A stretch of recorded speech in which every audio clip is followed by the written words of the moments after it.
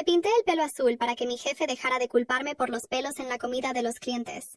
Trabajaba en un restaurante familiar llamado Mel's Kitchen, donde el dueño, Raúl, estaba absolutamente convencido de que cada pelo que encontraban en la comida era mío. No importaba que tuviéramos como 8 empleados más con el pelo castaño igual que el mío. No. Según Raúl, yo era la que perdía el pelo.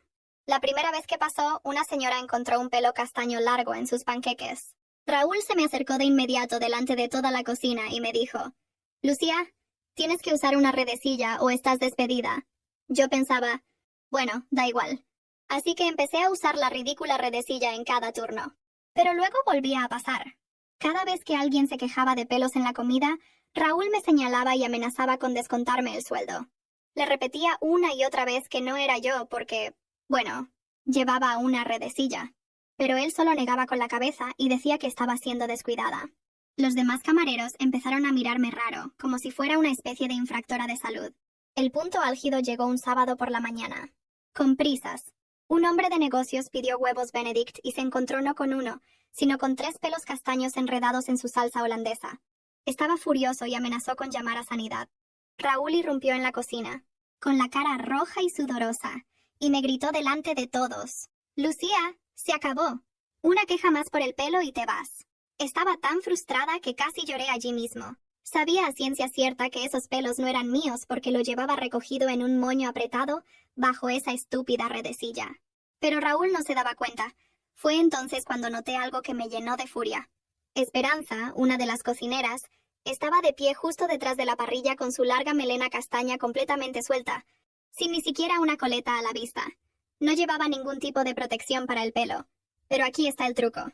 Raúl no le dirigió la palabra porque era su sobrina. Esa noche fui a CVS y compré el tinte azul más brillante que encontré.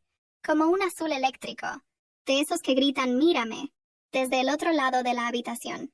Me teñí toda la cabeza en el pequeño baño de mi apartamento, dejando manchas azules por todo el lavabo y probablemente en mi depósito de seguridad. El lunes por la mañana llegué al trabajo con cara de punk. Raúl me miró con extrañeza, pero no dijo nada. Me puse la redecilla como siempre y me puse a trabajar. A eso de la hora del almuerzo, una pareja de ancianos pidió el pastel de carne especial. 10 minutos después me llamaron y allí estaba. Una larga melena castaña sobre el puré de papas. Yo observé. Y ahí estaba. Un largo mechón de cabello castaño sobre el puré de papas. Yo solo observé. Mi corazón se disparó, pero no de nerviosismo. Era adrenalina pura, del tipo que sientes cuando finalmente tienes la prueba que esperabas desde hace meses. Por primera vez desde que me pinté el cabello de azul. Tenía evidencia concreta, irrefutable, de que nunca habían sido mis cabellos en las comidas. Miré a la pareja de ancianos que esperaba una solución. La señora tenía cara de asco, empujando el plato hacia un lado. El marido movía la cabeza, claramente decepcionado. Normalmente, llamaría a Raúl discretamente. Él vendría a la mesa, me humillaría frente a los clientes, y yo me lo tragaría una vez más. Pero hoy sería diferente. Sentí que mis manos temblaban, no de miedo, sino de expectativa. Tomé el plato con cuidado, como si fuera una evidencia criminal preciosa, porque era exactamente eso lo que representaba. La prueba de mi inocencia y de la hipocresía sistemática que había estado sufriendo. Caminé lentamente hacia el mostrador, donde Raúl estaba revisando algunos pedidos. Me di cuenta de que los otros empleados notaron algo diferente en mi postura. Dolores, la mesera más antigua, me miró con curiosidad. Miguel, el cocinero, levantó la cabeza de la parrilla. ¿Y Esperanza? Esperanza estaba ahí, trabajando en la plancha con sus cabellos castaños sueltos balanceándose libremente, sin ninguna preocupación por la higiene. Ni siquiera se dio cuenta de lo que estaba a punto de suceder. Respiré profundo, sintiendo el peso del momento. Meses de humillación pública, meses de ser tratada como una empleada problemática, meses de tener mi competencia cuestionada por algo que jamás había hecho. Todo eso estaba a punto de terminar. Me detuve justo en el centro del salón, donde todos los clientes podían verme y oírme. El restaurante estaba lleno para el almuerzo del lunes. Perfecto. Más testigos. Mejor. «Raúl», grité, con voz calmada pero lo suficientemente alta para que la mitad de los clientes oyera. «Necesito que vengas aquí a resolver uno más de mis problemas con cabello en la comida». Se acercó con esa confianza arrogante de siempre, ya preparando el discurso de siempre. Podía ver en sus ojos que estaba listo para una humillación pública más de Lucía la irresponsable. «Déjame adivinar», dijo alto, para que los clientes oyeran. ¿Te olvidaste de sujetar el cabello correctamente otra vez? Fue cuando hice el movimiento que lo cambiaría todo. Dramáticamente, con gestos bien lentos y deliberados, me quité mi gorro. Mi cabello azul eléctrico cayó por mis hombros como una cascada de rebeldía. El silencio que siguió fue ensordecedor. Raúl se quedó literalmente boquiabierto.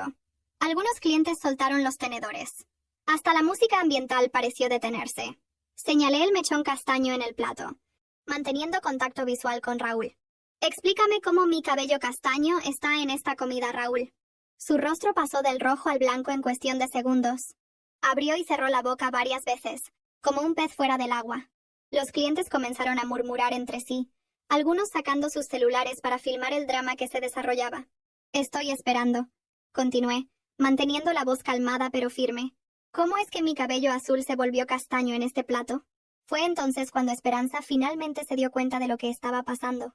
Me miró, después a Raúl, después a su propio cabello suelto, y en un intento desesperado de pasar desapercibida, comenzó a buscar un gorro.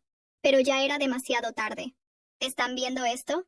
Anuncié para todo el restaurante, girando para mostrar mi cabello azul a todos los clientes. Durante meses he sido culpada por algo que nunca hice. Ahora todos ustedes son testigos de la verdad.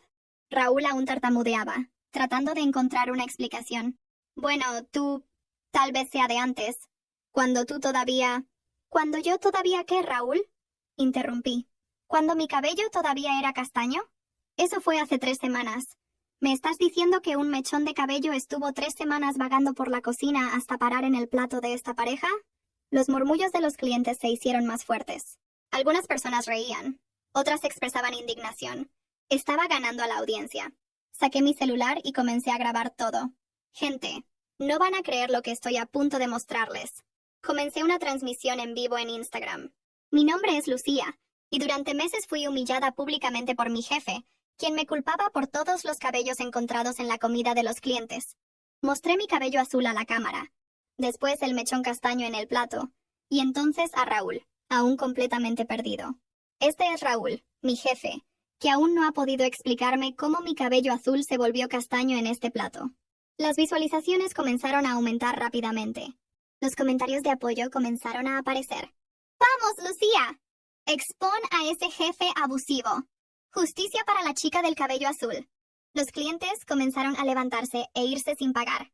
Algunos expresaron asco por las condiciones sanitarias.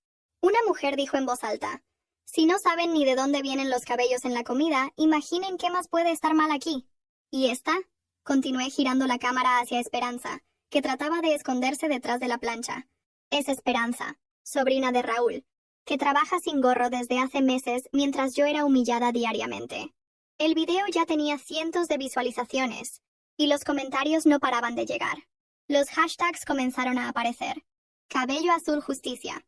Justicia para Lucia. Restaurante tóxico. Raúl finalmente intentó tomar control de la situación. Lucía, detén esto ahora, o estás despedida. Me reí, literalmente me reí en su cara. ¿Despedirme? Raúl, acabas de perder la mitad de tus clientes. Mira alrededor. Y era verdad. El restaurante se estaba vaciando. Las personas pagaban sus cuentas rápidamente y se iban. Algunas ni se molestaron en pagar.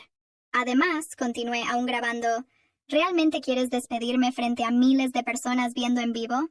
Porque esa sería una excelente forma de hacer esta situación aún peor para ti. Dolores, la mesera más antigua, se acercó a mí. Lucía, ¿puedo decir algo? Miró a la cámara. Trabajo aquí desde hace 5 años, y siempre supe que esos cabellos no eran de Lucía. Pero Raúl nunca quiso escuchar. Miguel, el cocinero, también se unió a nosotros. Es verdad. Raúl me prohibió quejarme de las prácticas de Esperanza. Dijo que si continuaba molestándola, estaría despedido.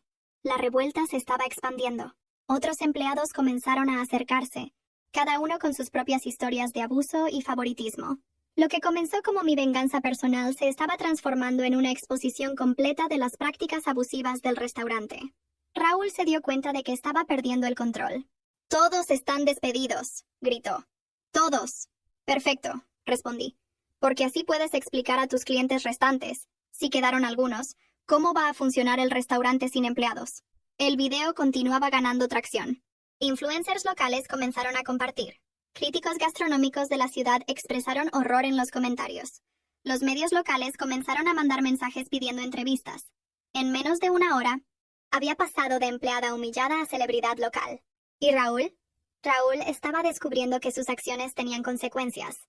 Consecuencias que jamás imaginó que pudieran venir de alguien a quien consideraba insignificante. Pero eso era solo el comienzo. Lo que no sabía era que una periodista investigativa local estaba entre los espectadores de la transmisión en vivo, y ella estaba muy interesada en saber más sobre las prácticas laborales de cocina de Mel. 2 horas después, mi celular no paraba de sonar. Los mensajes de apoyo llegaban por miles. Las personas compartían sus propias historias de jefes abusivos. El video se había vuelto viral no solo localmente, sino nacionalmente. Rebecca, de KQED News, fue la primera periodista en llamarme. Lucia, vi tu transmisión en vivo. Me gustaría hacer un reportaje más profundo sobre lo que viviste en el restaurante. ¿Puedo ir a verte? Acepté inmediatamente. Ya no se trataba solo de mí. Se trataba de todos los empleados que sufren abuso silencioso todos los días. Nos encontramos en un café cerca de mi casa. Rebecca tenía ese aire serio de periodista investigativa, pero también una gentileza genuina que me hizo sentir cómoda para contarlo todo. Háblame sobre el patrón de comportamiento, dijo grabando nuestra conversación. ¿Siempre era así con los otros empleados? Siempre, respondí. Pero conmigo era peor porque cuestionaba. Raúl odiaba cuando trataba de defenderme. Había días en que me humillaba frente a los clientes solo para mostrar quién mandaba. Le mostré meses de documentación que había guardado. Mensajes de texto donde Raúl me amenazaba con descontar del salario. Fotos de cuando llegaba a casa llorando después de un día especialmente difícil. Incluso algunas grabaciones de audio que había hecho discretamente durante las humillaciones. ¿Sabías que esto podría traer problemas legales para él? Preguntó Rebecca, hojeando mis notas. Sospechaba, pero no sabía qué hacer. Necesito el empleo, ¿sabes? O necesitaba. Ahora no sé ni si todavía tengo trabajo. Rebecca se rió. Por lo que vi en el video, creo que esa es la menor de tus preocupaciones ahora. Me contó que ya había entrevistado a 3 ex empleados del restaurante que confirmaron el patrón de abuso. Todos tenían historias similares. Favoritismo para Esperanza, humillación pública para quien cuestionara y amenazas constantes de despido. Hay más, dijo. Recibí una denuncia anónima de que el restaurante tiene problemas serios con la vigilancia sanitaria. Aparentemente no es solo el asunto de los cabellos. Mi estómago se revolvió. ¿Qué tipo de problemas? Temperatura inadecuada de alimentos, registros de limpieza falsificados, equipos de seguridad en pésimo estado. La persona que me contactó dice que Raúl instruía a los empleados a mentir durante las inspecciones. Eso me hizo recordar varias situaciones extrañas que había presenciado. Veces en que Raúl apresuradamente limpiaba el área de la cocina cuando llegaba alguien de afuera. Veces en que me pedía guardar ciertas cosas en el congelador solo por hoy. Puedo darte más detalles sobre eso, dije. Documenté algunas cosas que parecían extrañas, pero en ese momento no sabía que eran tan graves. Rebecca sonrió. Lucia, puede que no te des cuenta, pero construiste un caso sólido contra tu ex jefe. Esto va mucho más allá de un video viral. Al día siguiente, el reportaje salió al aire. Era una investigación de 15 minutos sobre prácticas abusivas en restaurantes familiares, usando Cocina de Mel como caso de estudio. Testimonios de ex empleados, análisis de especialistas en derecho laboral e incluso una entrevista con un inspector de vigilancia sanitaria explicando los riesgos de las prácticas que había documentado. Raúl intentó hacer control de daños, dando una entrevista desastrosa donde llamó a todo malentendido y dijo que yo era una empleada problemática que distorsionó la situación. Pero las evidencias eran abrumadoras. Lo más increíble fue la reacción del público. Las personas comenzaron a cancelar reservas, los proveedores cancelaron contratos, e incluso el centro comercial donde estaba ubicado el restaurante emitió una nota diciendo que estaban evaluando la situación. Esperanza también intentó defenderse en las redes sociales, publicando un video donde lloraba y decía que nunca quiso perjudicar a nadie. Pero los comentarios fueron devastadores. Las personas no estaban interesadas en disculpas. Querían responsabilización. Fue cuando recibí la llamada que lo cambiaría todo. La doctora Patricia, una abogada especializada en derecho laboral, había visto el reportaje y quería conversar conmigo. Lucía, tienes un caso muy fuerte para acoso moral, discriminación y creación de ambiente laboral hostil, dijo durante nuestra consulta. Con las evidencias que tienes, especialmente las grabaciones y los testimonios de los colegas, este puede ser un caso ejemplar. ¿Ejemplar cómo? Pregunté. Del tipo que cambia legislación. Del tipo que hace que otros empleadores piensen 2 veces antes de tratar a los empleados como Raúl te trató. Esa misma semana, protocolizamos el proceso. La repercusión fue inmediata. Organizaciones de derechos laborales se pusieron en contacto ofreciendo apoyo. Las universidades querían estudiar el caso. Incluso políticos comenzaron a usar mi historia en discursos sobre reforma en las leyes laborales. Raúl, desesperado, intentó llamarme varias veces. Dejó mensajes en mi celular suplicando resolver esto sin abogados. Pero yo no estaba interesada en negociaciones. La presión sobre él aumentó cuando la vigilancia sanitaria hizo una inspección sorpresa. Encontraron exactamente lo que Rebecca había denunciado. Múltiples infracciones, registros falsificados y Esperanza trabajando sin equipos de protección. El restaurante fue temporalmente cerrado y las multas fueron pesadas. Raúl no pudo explicar a los inspectores por qué solo yo estaba obligada a usar equipos de protección, mientras otros empleados, especialmente Esperanza, tenían reglas diferentes. Cocina de Mel se convirtió en sinónimo de mala administración y abuso laboral. Se crearon memes.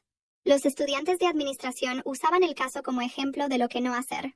El restaurante que antes era un punto de referencia en el barrio ahora era un símbolo de todo lo que estaba mal con el tratamiento de empleados en pequeños negocios. Pero para mí, la mayor satisfacción llegó cuando recibí un mensaje de una joven de otra ciudad.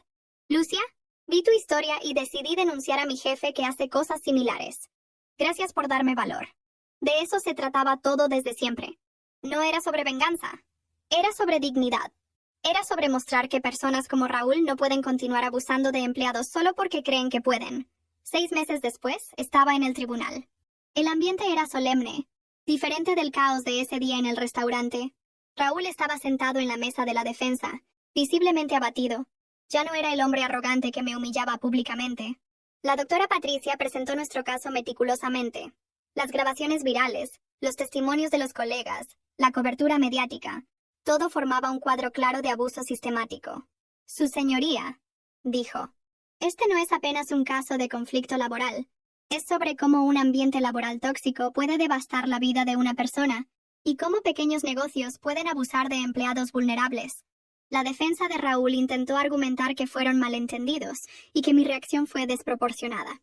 Pero cuando mi abogado presentó las evidencias, meses de documentación, testimonios de múltiples empleados, e incluso el informe de la vigilancia sanitaria, quedó claro que no había forma de negar el patrón de abuso. El juez fue directo. Señor Raúl, sus acciones constituyen acoso moral sistemático. La creación intencional de un ambiente laboral hostil para una empleada específica es inaceptable en cualquier contexto empresarial. Gané el proceso. La indemnización fue sustancial, suficiente para compensar no solo los daños materiales, sino especialmente los daños morales. El juez citó específicamente el caso como ejemplo de cómo comportamientos aparentemente pequeños pueden tener impactos devastadores en la vida de los empleados. Raúl fue forzado a vender su casa para pagar la indemnización y las multas de la vigilancia sanitaria. El restaurante nunca más reabrió.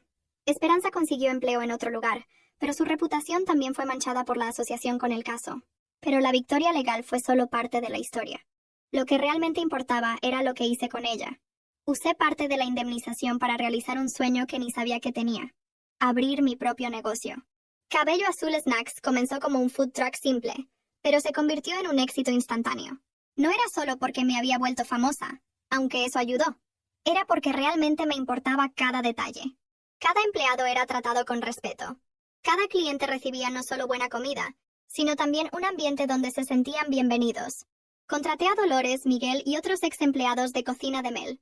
Creamos un ambiente laboral donde nadie tenía miedo de dar opiniones, donde todos usaban los mismos equipos de protección, donde no existía favoritismo. Nunca pensé que trabajar pudiera ser así, me dijo Dolores un día, mientras limpiábamos el food truck al final del turno. Sin miedo, sin tensión constante. El food truck se convirtió en más que un negocio. Se volvió símbolo.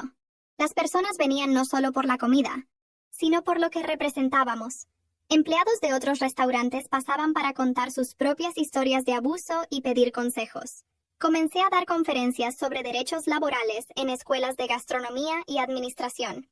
Siempre comenzaba contando mi historia, mostrando cómo una situación aparentemente simple, cabello en la comida, puede ocultar años de abuso sistemático. La dignidad en el trabajo no es un lujo, decía a las audiencias. Es un derecho básico, y cuando ese derecho es violado, tenemos que tener valor para defendernos. Las universidades comenzaron a usar mi caso como estudio. No solo sobre derechos laborales, sino sobre cómo las redes sociales pueden ser usadas para exponer injusticias y crear cambios reales. Un año después de la victoria judicial, recibí un email que me hizo llorar. Era de una joven llamada Paloma, que trabajaba en un restaurante en otro estado. Lucía, mi jefe me hacía cosas similares. Me culpaba por problemas que no eran míos. Me humillaba frente a los clientes. Después de ver tu historia, grabé algunas situaciones y también lo procesé. Gané. Quería agradecerte por darme valor para no aceptar ese tratamiento. Adjunta al email estaba una foto. Paloma sonreía frente a su propio food truck, con un gran adhesivo en el costado que decía "Inspirado por Lucía del cabello azul". Esa fue la verdadera victoria. No fue el dinero de la indemnización o la fama momentánea. Fue saber que mi historia había inspirado a otras personas a no aceptar tratamiento abusivo. Volví al lugar donde estaba Cocina de Mel algunas veces. Ahora era una tienda de ropa exitosa. La nueva propietaria, una mujer adorable llamada Esperanza, puso una pequeña placa en el lugar. Aquí nació la revolución del cabello azul. Lucía. Gracias por enseñarnos sobre dignidad en el trabajo. Raúl. Supe por casualidad que estaba trabajando como mesero en una ciudad vecina. Alguien dijo que había cambiado, que trataba a los colegas con respeto. Parte de mí se alegró por eso. Nunca quise destruir su vida. Solo quería que entendiera que sus acciones tenían consecuencias. Esperanza también aprendió algunas lecciones. Me buscó un día, casi 2 años después de que todo hubiera pasado. Vino al food truck y pidió conversar. Lucía, sé que no tengo derecho a pedir disculpas después de tanto tiempo, dijo, con los ojos llenos de lágrimas. Pero necesitaba decirte que todo fue culpa mía. Sabía que esos cabellos eran míos, pero dejé que te culparan porque era más fácil. Podría haber sido cruel. Podría haber dicho cosas que la lastimaran, pero me di cuenta de que guardar rabia no me llevaría a ningún lado. Esperanza, lo que importa es que aprendiste, y que esto nunca más pase con nadie. Asintió y se alejó. Nunca más la vi, pero supe que se convirtió en una defensora de los derechos de los trabajadores en la empresa donde trabajaba. 5 años después, Cabello Azul Snacks se había convertido en una pequeña cadena de food trucks. Aún me pintaba el cabello de azul. Se había convertido en mi marca registrada, pero también se había convertido en un símbolo de resistencia y dignidad. Recibí un premio de la Cámara de Comercio local por emprendimiento social. En el discurso hablé sobre cómo una situación de abuso se había transformado en oportunidad de crecimiento. A veces las peores experiencias nos preparan para las mejores oportunidades. Dije a la audiencia, no dejen que nadie los disminuya. No acepten tratamiento abusivo. Y recuerden, a veces, todo lo que necesitamos es valor para mostrar quiénes realmente somos. Terminé el discurso quitándome una liga del cabello y dejando que mis mechones azules cayeran por mis hombros. La audiencia explotó en aplausos. Después de la ceremonia, una joven se acercó. Tenía cabello rosa y ojos determinados. Lucía, mi nombre es Camila. Trabajo en una empresa donde mi jefe me trata mal. Después de escuchar tu historia, decidí que no voy a aceptar más esto. Sonreí y le di mi tarjeta. Cualquier cosa que necesites, llámame. Nadie merece ser tratado como yo fui tratada. Apretó mi mano y dijo, gracias por enseñarnos que podemos ser más fuertes de lo que pensamos. Volví a casa esa noche pensando en cómo la vida puede ser sorprendente. Hace 6 años era una empleada asustada que aceptaba humillación porque necesitaba el empleo. Hoy era una empresaria respetada que usaba su plataforma para defender a otros. Todo comenzó con una decisión simple: pintarme el cabello de azul. Pero en realidad fue mucho más que eso. Fue decidir que merecía ser tratada con dignidad. Fue elegir luchar por mí misma cuando nadie más lo haría. Y si pudiera regresar en el tiempo y hablar con esa Lucía asustada en el baño del apartamento, mezclando tinta azul, le diría, hazlo, píntate ese cabello.